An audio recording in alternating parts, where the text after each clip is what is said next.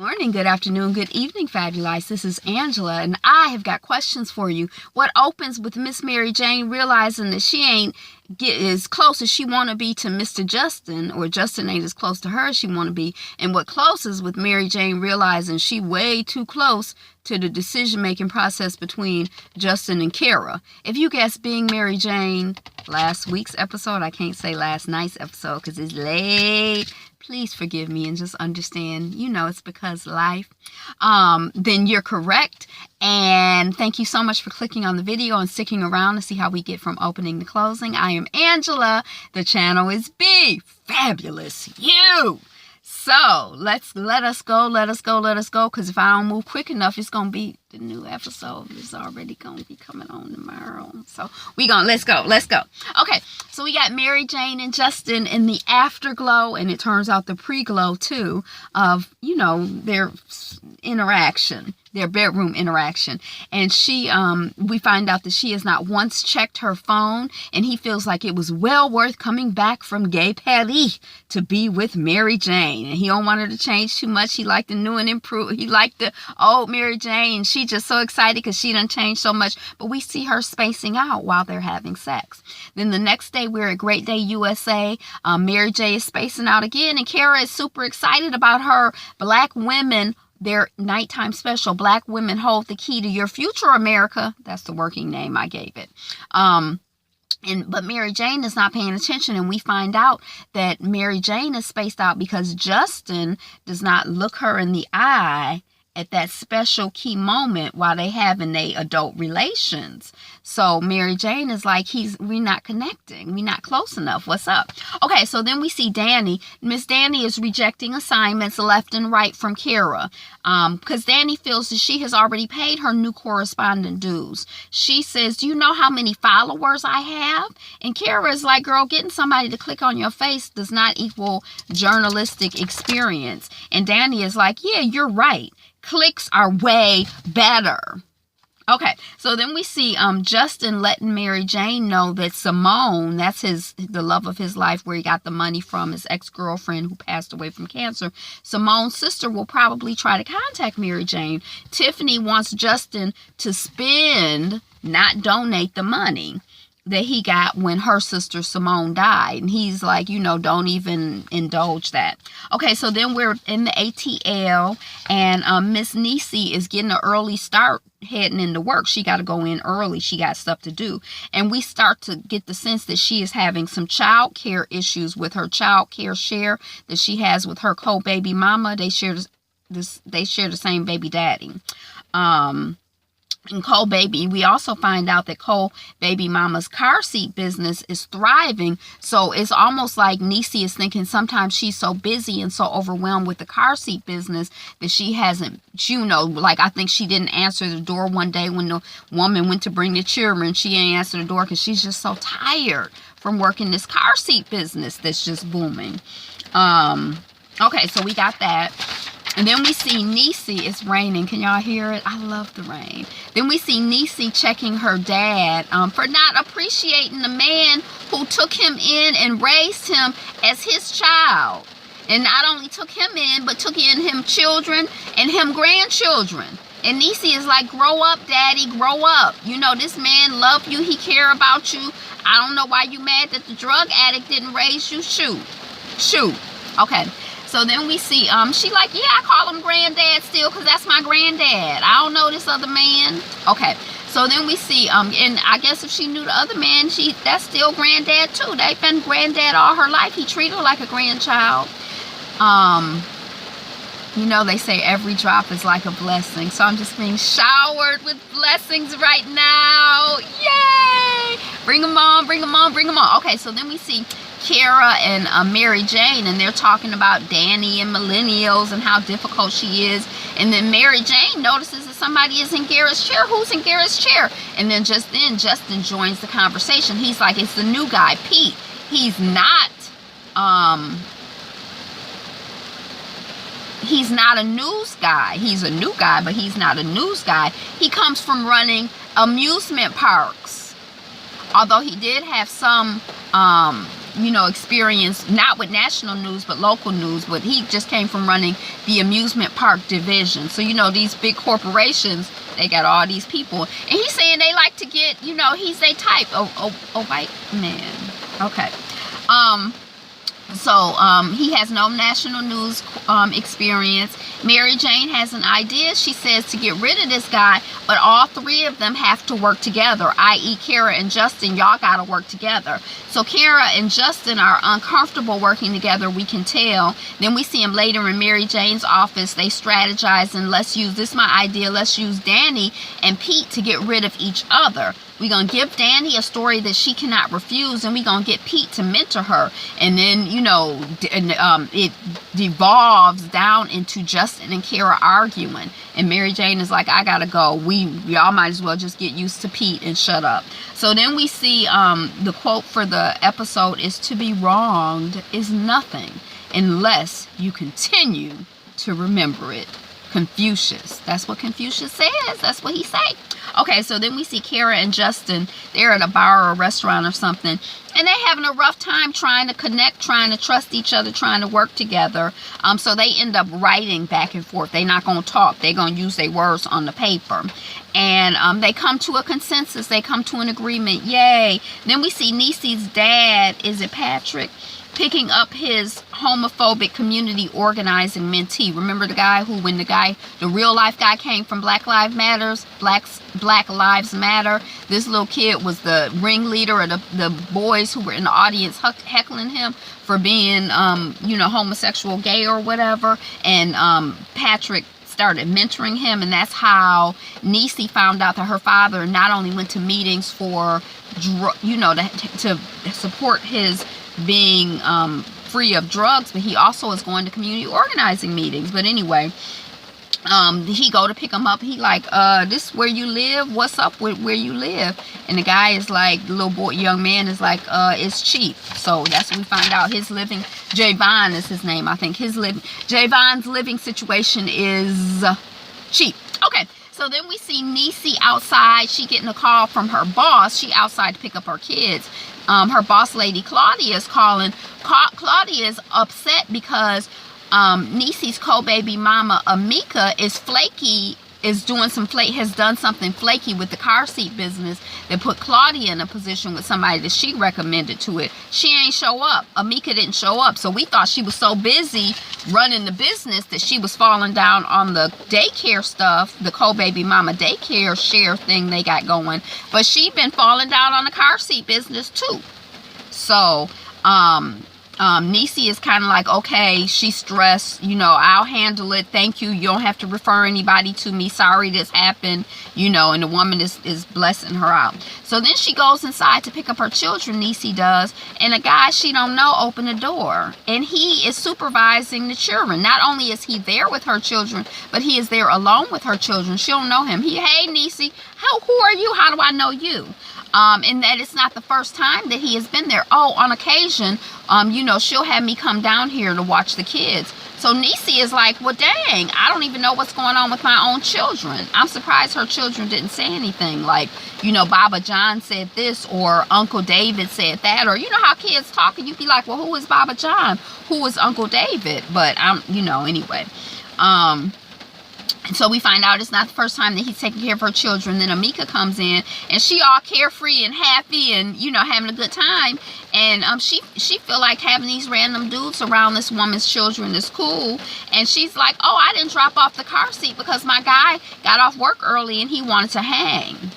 So Niecy is done. She putting her children in daycare. We find that out a little later, but you found it out now. Then we see Javon. He's ignoring a guy. They walking into a meeting, and the guy is like, hey, I'm here for the meeting. And Javon act like he don't see him. So Patrick, Niecy's daddy, is like, he can come to the meeting. And you here for the Black Lives Matter meeting? You come on to the meeting. It's like we can see something that is wrong. And Patrick is confused. Niecy's dad is confused. And Javon is like, yeah, he can come to the meeting. It's cool. Okay, so then we see Kara and Justin. They're having drinks out with Pete. Pete is the new guy that got hired to take over the head producer's job. And we can tell he's a know-it-all. He's a butthole. And they're laying the trap for him. They're telling him how smart he is and how he can reach Danny, and he's in a good situation with the crew. And Pete rejects their pitch, but he does kind of buy into mentoring Danny.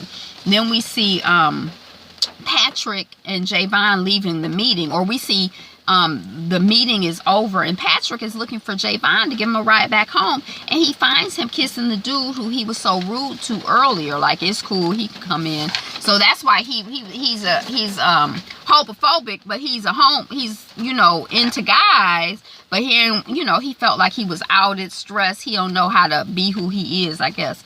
Then we see Pete running the Good Day USA meeting. Pete is the new guy, and he's a butthole. He talking about nakedness.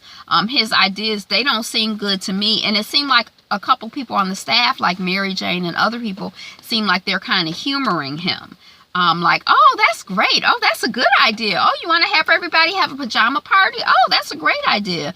And Pete pitches the same story that he had told Justin and Kara that he got from them. He pitches it, and like he's a thief. Like, he ain't even tell them, yeah, that's a, you know what I mean? It's like, oh, that's not a good idea. I'll come up with a better idea. Then he just pitched their idea and don't say, well, this idea, you know, whatever.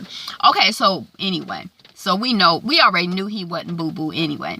So then we see Mary Jane getting contacted by Tiffany. And Tiffany is the guy that her boyfriend Justin had mentioned earlier.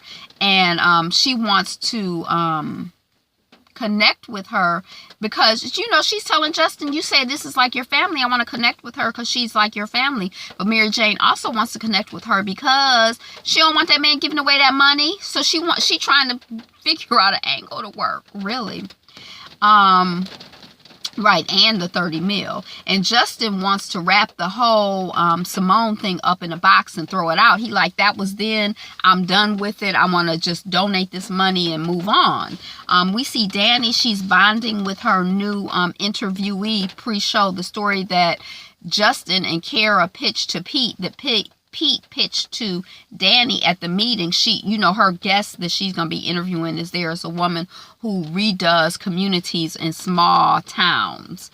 And Danny is bonding with her, and they're practically neighbors. You live in Oklahoma, I live in Texas. I heard of your town, and they're lovers of America. America is great, and we have this industry, and we do this, and this factory is there. And then we see Danny on air, and you know, she's interviewing her, and Kara is like, you know, we'll find out where she gets her workers. You know, from the producer, she talking into Danny's ear. She on air, find out where she gets her workers. Oh, well, where do you find people to work in your to rehab your home? I bet you it's fine. And the woman is like, well, you know, basically, blah, blah, blah, blah, blah. I hire refugees. They are grateful. They appreciate the small town that the Americans were running away from.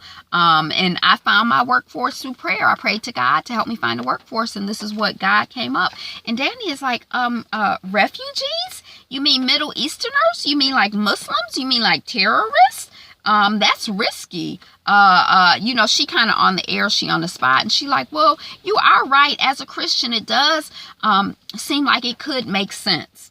And then boom, she done said it on the air. You know, she got people who follow her. That's not their party line. They didn't like that. So it's like the trap is moving forward as per Kara and Justin and Mary Jane's plan, more or less. So she comes off the air, and she comes up to Kara, and she's like, why didn't you warn me that my interview subject was harboring ISIS? And Kara is like, didn't Pete tell you? I mean, it's in the research. I mean, maybe he wanted you to be surprised on air. Don't you read the research? And Danny is like, some of it. But I know when I'm being trolled. And then she goes off to Pete's office, and, you know, they see her going off on him. Like, how dare you? And Pete is like, wait, what? And then Kara and Justin and MJ are having celebratory drinks that the other anchor did not like Pete and had, as did MJ. Oh, the other anchor, because you know Mary Jane is a co-anchor with this white guy. What's his name? He didn't like Pete either, so he had gone to the higher uppers and been like, I don't really care for this Pete. And then Mary Jane had gone to the higher uppers and said, I don't really care for the Pete. Then the Danny and the Pete thing exploded, so all of that went together. So Pete has been fired. He gone. He not there anymore. Then we see Niecy's daddy picking up the undercover gay homophobe Javon, and Javon is like, you still gonna give me a ride? And Patrick is like, yes, I still got your back.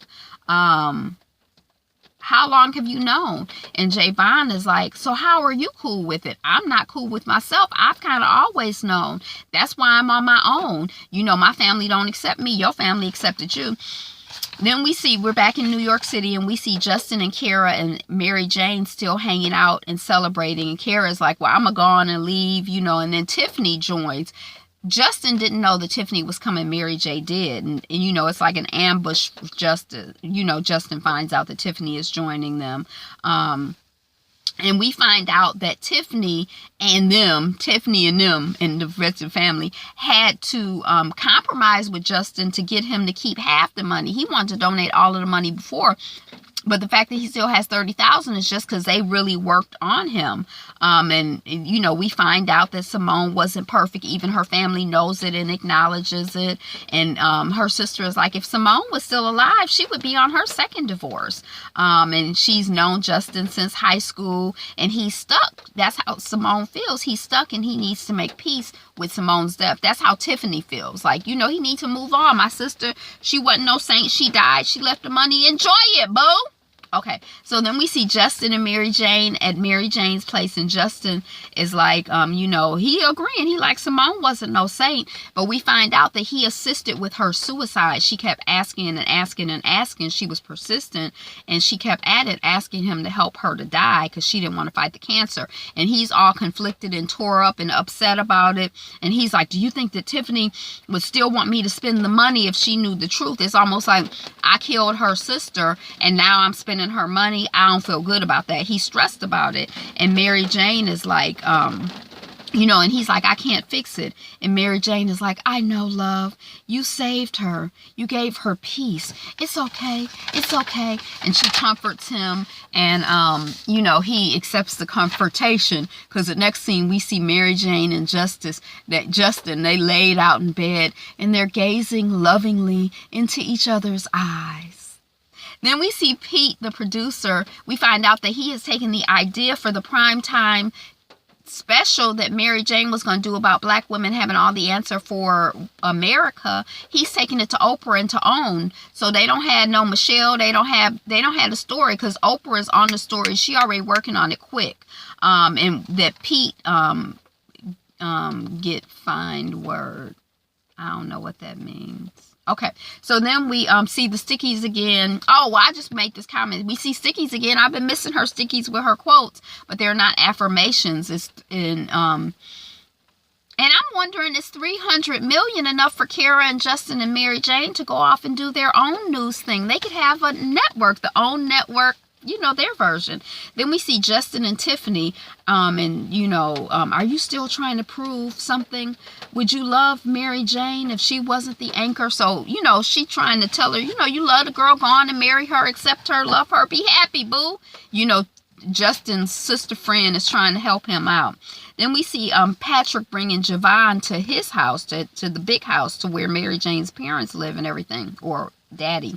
And he ends up apologizing to Papa Paul. Now, he done brought Javon home because Javon had a flood of his pipes burst at his house, so his mattress is soaked. So he told Javon he could stay with him. And then Patrick makes peace with his father, you know, the man who raised him, and is like, you know, thank you for choosing me and sacrificing for me and all of that. Then we see Justin comes to Mary Jane's house, and he's like, I'm not giving the money away. Me and you are going to spend it together. I'm like, dang, they ain't engaged, they ain't married, and he going to spend the money. They going to decide together what to do with the money. I mean, but anyway. And then we see Garrett calls Mary Jane. She having some fun time with her hairdresser and the young woman who does Aaliyah, who does the PR. And they're like, well, what was the call about? What was Garrett calling you about? And MJ is like, I have a say. Since I lost my show to OWN, the special we were going to do, they felt bad, so now I have a say in who gets to be senior producer. So she has to choose between Justin and Kara, and she didn't really want to be in it. She wanted to be neutral, and I don't think she has the final say. She's just one of the voices. Yay, being Mary Jane. Yay! Thank you so much for watching, liking, commenting, for being patient and understanding. We're doing the best that we can. Like the video, share the video widely. I'm working on 200 subscribers. Today is the best day ever. We are being showered with blessings. So go on out there in the world and be you. Be fabulous. Be fabulous you. Oops. Bye.